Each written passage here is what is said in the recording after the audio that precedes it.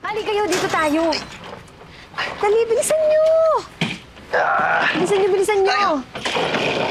Ano ba? Saan mo ba kami dadalhin? Alam mo, ikaw, kilay mo pa lang, alam ko maldita ka na eh. Sumunod na lang kayo sa akin. May malaki akong bahay. Ito kasi, apartment ko lang yan. May mas malaki akong bahay. Doon kayo magsistay. Ah, talaga, ate? Oo! Mansyon! Marami kasi akong properties. Hello? Oh, teka. Eto pamasahe nyo. Sumakay kayo ng jeep, may dadaan dito. Tapos sabihin nyo, ibaba kayo sa Kalentong. May malaking bahay doon. Pagbungad nyo doon sa bababaan nyo, kulay green yung gate. Pumasok kayo doon. Tapos kapag tinanong ng mga katulong ko doon, sabihin nyo, mga kapatid ko kayo. Malinaw?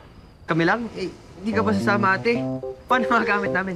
Naubusan ka ba ng brain cells, Tio? Eh, niloloko lang tayo nito eh. Nililigaw niya tayo. Hoy! Huh? Ano? Tasing? Bukanga mo, ah. It's Tasha. Eh, tasing yung gusto ko eh. Bakit ba? Wala kang magagawa. At saka, bakit ko naman kayo ililigaw? Mga kapatid ko kayo.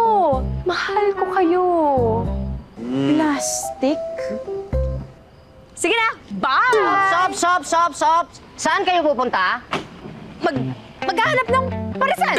Parisan, eh wala kang pambili, wala kang pera eh. Naku, remind ko lang sa'yo, Kimberly ha, if anything happens sa dalawang bata na yan, under the law, ikaw ang mananagot sa kanila. Mga minoridad pa yan eh. Sir Loreto, alam nyo, nililigaw niyo. Doon yung parisan. Alika na, sabi sa inyo, doon yung parisan. Ba?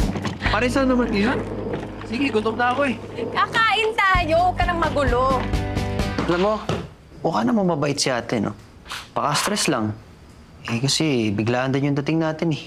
Kapatid pa rin natin siya sa labas at di magbabago yun, no? Tsaka, sure ako gagawa ng paraan niyan para paalisin tayo sa brother niya, eh. Tignan mo, di mo lang tayo pinatulog sa kwarto niya. Evil sister talaga yun, eh. Bahay na yun. Eh, baka naman pag nagpakabait tayo, eh, magustuhan naman niya tayo.